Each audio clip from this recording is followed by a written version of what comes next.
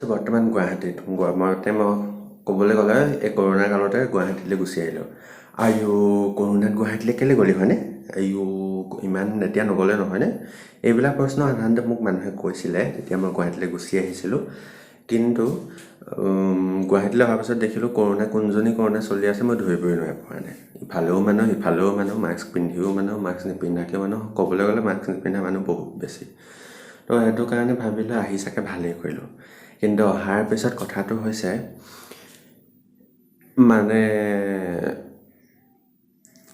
এই যেতিয়া ৰুমটো ল'লোঁ ঘৰৰ মানুহে সুধি আছে বোলে কেনেকৈ আছ, কি কৰিছ, ভালকৈ থাকিবি ভালকৈ নাথাকিবি, ৰুমটো কেনেকুৱা, মোৰ কৈ আমনি লাগিছে। সেইটো কাৰণে ভিডিঅ'টো বনালোঁ। আৰু যদি মানে কোনোবাই ভাড়াঘৰ বিচাৰি বৰ্তমান ঘূৰি ফুৰিবলৈ লৈছে, এই ৰুমটো চাই আপোনালোকে এটা সাধাৰণ অনুমান কৰিব পাৰিব এইটো আটাইতকৈ কম দামী ৰুম। ঠিক আছে, ৰুমটো চাই আপোনালোকে অনুমান কৰিব পাৰিব যে কেনেকুৱা ৰুমত মানে গুৱাহাটীত পোৱা যায়। অ'কে, তো ভিডিঅ'টো আগবঢ়াওঁ। তো এইটো হ'ল ৰুমৰ এণ্ট্ৰেঞ্চ। মানে আপোনালোকে মই হুকটো খুলিলে দেখিব এইটো হ'ল বাহিৰৰ পৰিৱেশ। অ'কে, এইফালে দমকলটো নাই ওলোৱা চাগে ন? মই বাহিৰলৈ বৰকৈ ওলাই নগৈছোঁ। এইটো হ'ল বাহিৰৰ পৰিৱেশ। সিফালে মালিকৰ ঘৰটো ওপৰৰ ফালে বনাই আছে। তাৰপিছত মই দৰজাখন বন্ধ কৰি দিলোঁ। দৰজাখন বন্ধ কৰাৰ পিছতে এইটো হৈ গ'ল ৰুমটোৰ অৱস্থা দেখিছে নহয়। এয়া মই মোৰ ফুলদানি মানে দেখিছে নহয়, আৰু ফুলদানি সজাই থৈছোঁ, কাপোৰ কানি।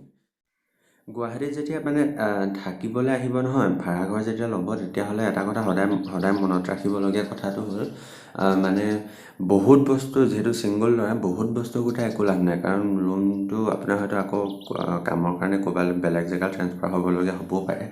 সেয়েহে এই আলনা চালনা এইবিলাক গোটাই বা অদৰকাৰী বস্তু অলপ গোটাই অকণো মানে লাভ নাই। বিচনাখনো বহুত দামী বিচনা লৈও একো লাভ নাই। আপোনাৰ যাতে কামটো চলিব পাৰে সেই তেনেকৈ বিচনাখন ল'ব লাগে। মইতো এতিয়া খুব বেছি খুব বেছি 1400-1500 টকা জপাব পাৰি যে সেইখন বিচনা লোৱাৰ কথাই ভাবি আছিলোঁ। কিন্তু মালিকে যেনিবা বিচনাখন দি দিলে, সেইটো কাৰণে মই বিচনাখন বাচি গ'লোঁ।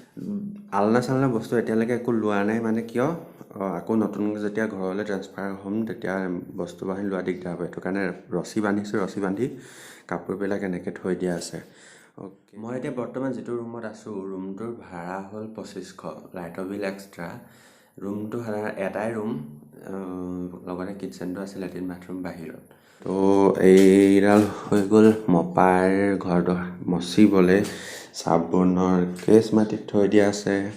তাৰপিছতে বেগটো এনেকৈ মাজত খিৰিকী বুলি পেলাই এখনেই ৰুমত। তাৰপিছত এখন হ'ল বিচনাখন সাধাৰণতে কিনিব লাগে যদিও মানে বিচনাখন মালিকে দি দিলে বাৰু এবাৰ, সেইটো কাৰণে দিগদাৰ নাই। এইবোৰ গাৰু চাৰুবিলাক মই ঘৰৰ পৰা লৈ আহিছিলোঁ। এখন এক্সটেনশ্যন বৰ্ড, মোবাইলটো যিহেতু এনি টাইম চাই থাকোঁ, তো চাৰ্জ কৰিবলৈ দৰকাৰ হয়। কথা হ'ল গুৱাহাটীত আহি ৰুম থাকি লোৱাটো ডাঙৰ কথা, থাকি লৈ পেলাই ৰুম বিচাৰিবলৈ ভাল হয়। এতিয়া ইয়াত থাকি লৈ ভাল ৰুম বিচাৰিব লাগিব পিছত। তাৰপিছতে ডাঙৰ বেগ এটা আছে। ডাঙৰ বেগটো এইটো জোতাবিলাক এনেকৈ ৰখা হৈছে। তাৰপিছতে নেক্সট মই কিটচেনটো দেখাই আছোঁ। কিটচেনটোৰ অৱস্থাটো অকণমান মানে দেখা লোৱা কথাটো, চাওঁ কিটচেনটো কি আছে। অ'কে, এইটো হৈ গ'ল কিটচেনটো। আচ্ছা, এই গেছটো যে দেখিছে, এই গেছটো মই ঘৰৰ পৰা লৈ আহিছোঁ, ৰেগুলেটৰ ঘৰৰ পৰা লৈ আহিছোঁ। এইখন কিনিলোঁ, এইখন কালি নতুনকৈ কিনিলোঁ। কালি নতুনকৈ কিনোতে মোৰ প্ৰায় 1500 টকা ল'লে। হেতা এইবিলাক ঘৰৰ পৰা লৈছিলোঁ। এই তিনিটাৰ যিটো ছেট দেখিছে, ছেটটো কিনিলোঁ। এই তিনিটা ছেটত প্ৰায় 150-200 মানেই পৰিলেগৈ নেকি। 200 মানে পৰিলে চাগে। তাৰপিছতে এইবিলাকতো ফিল্টাৰটো 300 ল'লে পায়, মই পাহৰিছোঁ। তাৰপিছত মই যে বিচাৰে নহয় গুৱাহাটীত ৰুম বিচাৰিবলৈ আপোনালোকে নিজেও বিচাৰিব পাৰে, বা টু লেট ছাৰ্ভিচ আছে। ৰাস্তাত যেতিয়া আহোঁতে আপোনালোকে চাব পাৰে, টু লেট ছাৰ্ভিচৰ নাম্বাৰবিলাক লিখা থাকে তাতে। কিন্তু তেওঁলোকৰ কণ্ডিশ্যনবিলাক হ'ল ৰুমটো তেওঁলোকে দেখাই দিব, আপোনালোকৰ ৰিকুৱাৰমেণ্ট মতে ৰুম দেখাই দিব, বাজেটৰ মতে কিমান বাজেটত লাগে। আৰু তেওঁলোকে কিন্তু প্ৰথম আপোনালোকৰ যিটো ভাড়াটোৰ 50% তেওঁলোকে কমিশ্যন হিচাপে লয়। মানে আপুনি প্ৰথম মাহততো আপোনালোকে প্ৰথম এক মাহৰ এডভান্সটো মালিকক জমা দিব লাগিবই, প্লাছ যিটো জনে দেখালে তেওঁকো সেই ভাড়াৰ আধা, মানে আপোনালোকৰ যদি ভাড়া 4,000 হয়, 4,000 দিব লাগিল মালিকক, প্লাছ 2,000 টকা গঁৰালত, মানে আপুনি 6,000 টকা প্ৰথম খৰচ কৰিব লাগে। কৈছিলোঁ বাচন নে বেচন নেকি, এইটো তাত কাঁহী বাতি ধুবলৈ জেগা। তাৰপিছত এইটো মোনাত মই বজাৰ বাহনি কৰি থোৱা আছে।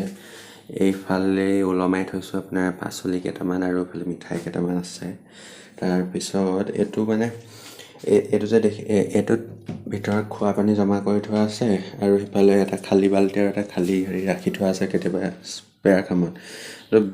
ৰানিং ৱাটাৰৰ ফেচিলিটি নাই, ভিতৰত এটা হেৰি আছে, এইটো বাচন কাঁহী বাতি ধোৱা হেৰি এটা আছে, মানে জেগাডোখৰ দিছে, মই নামটো পটকৈ পাহৰি গৈছোঁ। তাতে ধুব পাৰি, কিন্তু পানীটো ভিতৰত আনি জমা কৰি থ'ব লাগিব। ঠিক আছে, তো এনেকৈ বৰ্তমান আছোঁ। বিশেষ বস্তু গোটোৱা নাই। এইখন কটাৰীখন কালি আনিলোঁ।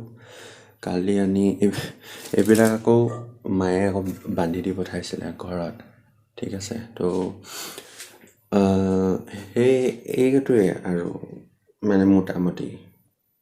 সঁচা কথা ক'বলৈ গ'লে মই ইমান মানে কম দামী ৰুমটো লোৱাৰ কাৰণটো ক'বলৈ গ'লে, মই আগতে 4 বছৰ যেতিয়া গুৱাহাটীত আগতে আছিলোঁ, 2014 পৰা 2018, তেতিয়া মানে সঁচা কথা ক'বলৈ গ'লে 4,000-5,000 টকা দিও ৰুমত থাকিলোঁ, কিন্তু এনেই মানে মাহেকৰ মূৰত এনেকুৱা লাগে যেন এনেইহে মালিকক পইচাকেইটা দি আছোঁ। কাৰণ কেলৈ ৰুমত থাকিবলৈ তেনেকৈ সময় নহয়, কামলৈ ওলাই যোৱা যায়, ৰাতি অহা যায়, ৰাতি আহি অকল শুৱা যায়, আৰু শুৱাও কেতিয়াবা কি হয় লগৰবিলাকৰ লগত গুচি যোৱা যায়। তো লগৰবিলাকৰ লগত গুচি গ'লে মাহেকৰ মূৰত ৰুমত খুব বেছি 20 দিনহে থকা হয়, 20 দিন থকা হয়, আৰু সেই 20 দিন মানে এনেই হোৱাহে হয়। তো সেইটো কাৰণে ইমান দামী ৰুম এটা লৈ মোৰ মতে একো লাভ নাই। তো কাৰণ দিনটো বাহিৰতে কটোৱা হয়, সেইকাৰণে এই সৰু সুৰা ৰুম এটা লৈ পেলাই গুৱাহাটীত বৰ্তমান থিতাপি লৈছোঁহি আৰু। অ'কে, ভিডিঅ'টো ইমানেই, আজিলৈ সামৰিছোঁ। আপোনালোকে ভিডিঅ'টো চালে যেতিয়া লাইক কৰিবলৈ নাপাহৰিব, চেনেলটো ছাবস্ক্ৰাইব কৰিব, আৰু পুনৰ এটা নতুন ভিডিঅ'লৈ আপোনালোকৰ দেখা দেখাম। তেতিয়ালৈকে বাই বাই।